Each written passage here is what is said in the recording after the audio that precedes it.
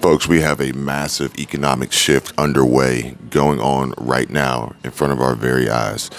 And honestly, I'm not sure if you are all paying attention to the warning signs and what is going on between the banks, between our government, between other countries, between these worldwide organizations and their primary goals for the future of humanity.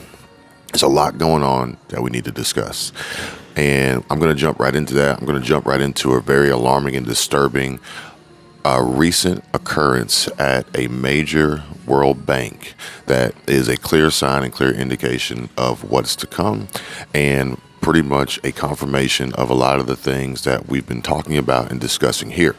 Number one, thank you guys for continuously tuning in, continuously engaging in these videos, and commenting and emailing. I really do appreciate that. I take every single one of them very seriously, and I do my best to filter through them, respond to them, and bring you guys more updates based on that information. With that being said, there are a few, delusional folks out there that I just ignore those, especially anybody who comments negatively towards my wife and I when we do videos together. I don't tolerate that. No need for that here. And if you have a problem, you can just see yourself out. Now, before I get into that, I want to talk about the community. I want to talk about the fact that more and more people are sharing information with me about myself that I didn't know, that other channels are sharing my information and using this to kind of connect more dots to the story and the pieces of a puzzle being put together to present the full picture to everybody watching, to help more people understand what's to come and what we should be preparing for. And also I get from time to time people complaining and voicing their opinion that they think that this is promoting fear and trying to scare people and create panic and mongering and all that.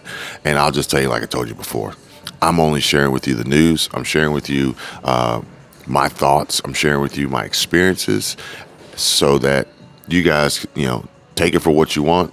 You don't have to listen to it. You don't have to watch it. You don't have to believe it. I told you before, I'll tell you again, believe half of what you see and none of what you hear. But with that being said, we have to take in this information, regardless if it's from me, regardless if it's from the news, regardless if it's from a publication, from an author, from whomever.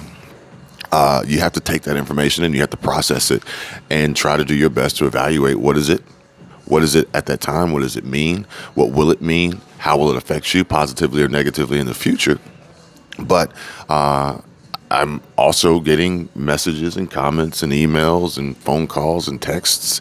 Even here, I'm here at Vidsummit in Los Angeles, and there's probably thousands of YouTube creators here. I've actually had an opportunity to meet with and talk to in great detail Economic Ninja. Very, very nice guy. Very pleased to meet him.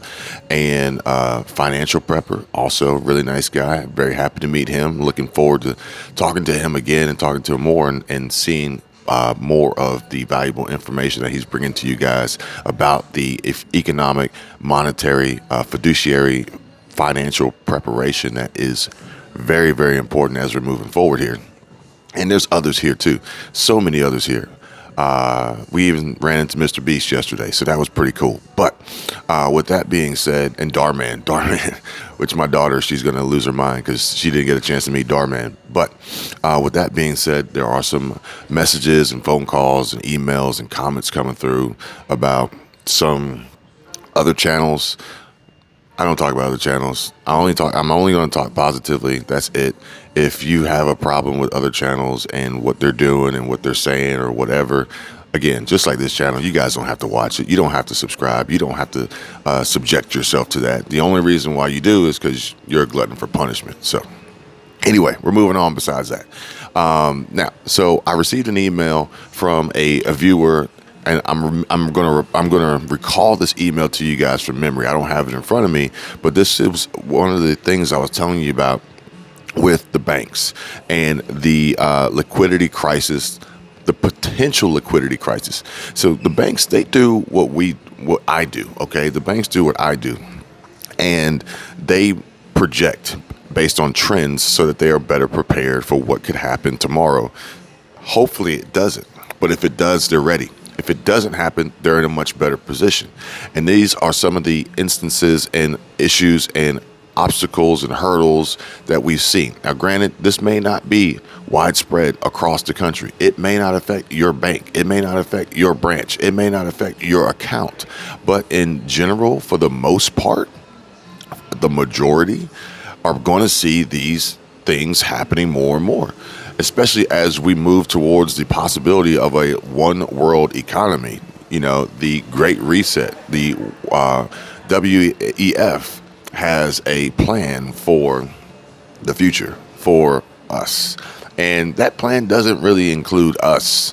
And I'm not just talking about us as black people. I'm not talking about us as, low income, middle income. It's like there's a select group of uber elite, which I don't consider them to be any better than anyone else, but that's just the category that they've been put in. They have a plan to pretty much maximize and take over and capitalize on our demise. And there's a huge push to replace the human being with AI technology, automation, robots, and pretty much just corner the entire worldwide market.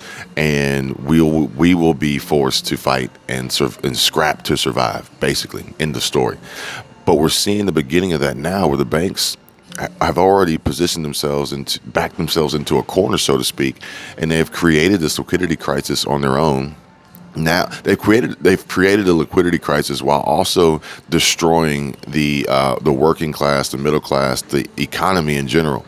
Jerome Powell and the Fed, they're looking to cut at least 1.2 million jobs. They're looking to slow the economy. They're looking to destroy the jobs market. They're looking to make people more broke than they have been before. They're looking to make people struggle in order to just get things back on track, because it got away from them. It got away from them. And so when they're doing that, the Fed's doing that, but the banks were kind of behind, like, oh crap, we didn't know this was going to happen this soon. We don't have enough money for the people who are going to need the money, because they're not going to be making enough money. They're going to need their money back. But the banks don't have it, so to speak. So in this instance, I received an email from a viewer who banks at a large bank, Goldman Sachs, and they said that they tried to conduct a transaction which was about $1,500.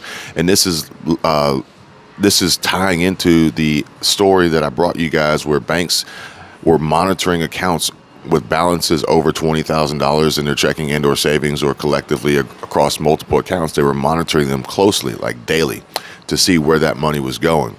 And this account, I believe, fell into that category of being above 20 grand, and they try to withdraw $1,500 from their account online and basically send it somewhere else, send it to another bank or something like that. And they were prompted with questions from Goldman Sachs online banking platform that said, what are you going to do with the money? Why are you taking this money, and what are your plans for it? Can you believe that? Can you believe the bank have the gall to ask that question? Then I don't even know if it was you can opt out or if you had to answer. I don't know that for sure. Then after that question was, how often are you going to do this, and how many more times do you plan on this happening? The banks are cognizant. They're paying attention. They're tracking every single dollar, because they don't have it.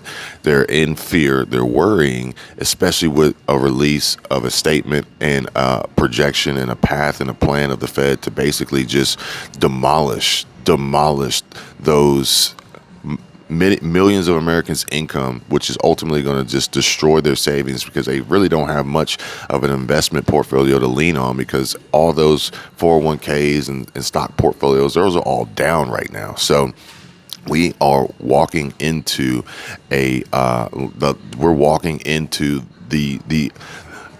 probably one of the worst financial and economic times that we're going to see for quite a while.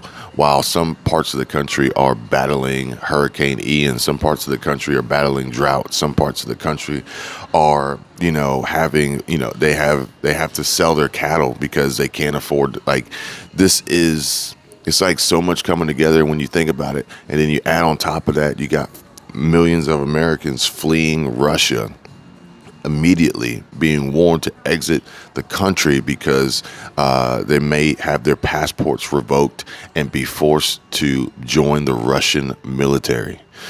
You guys, I hope you're paying attention to this. I really do. I hope you're not sleeping on this. I hope you know that this is really sinking in, where we're headed, where we're going, and how prepared you really going to have to be for this. Besides just having a pantry full of food, like this is going to be huge. This is going to be huge, and I'm going to stick. I'm going to stick to my guns. I'm going to stick to my original thought process and my original position on the entire thing, and it's going to still come down to, mark my words, people are going to get wiped out. Families are going to get wiped out. We're going to see just total decimation of lower income, vulnerable families, because they're going to be priced out of the ability to live and survive like they have been before. And that's going to be the push. That's going to be the initial push. We'll see possibilities of food insecurities and food shortages as a result of that, as prices continue to rise, or we do see a slowdown in inflation, perhaps maybe some deflation as it comes back down and the Fed targets its 2% inflation rate. But the money, the savings, the strength of the balance sheets at home, which Goldman Sachs claims Americans' balance sheets at home are strong. Jerome Powell claims Americans have tons of money in savings from government transfers, i.e. stimulus checks. No, this is a lie. So what will happen is either inflation will continue to run rampant and you won't be able to afford the food or just to live in general, or inflation will somewhat get under control, but people are going to lose their jobs and they're not going to be able to afford food and the necessities that they need, plain and simple.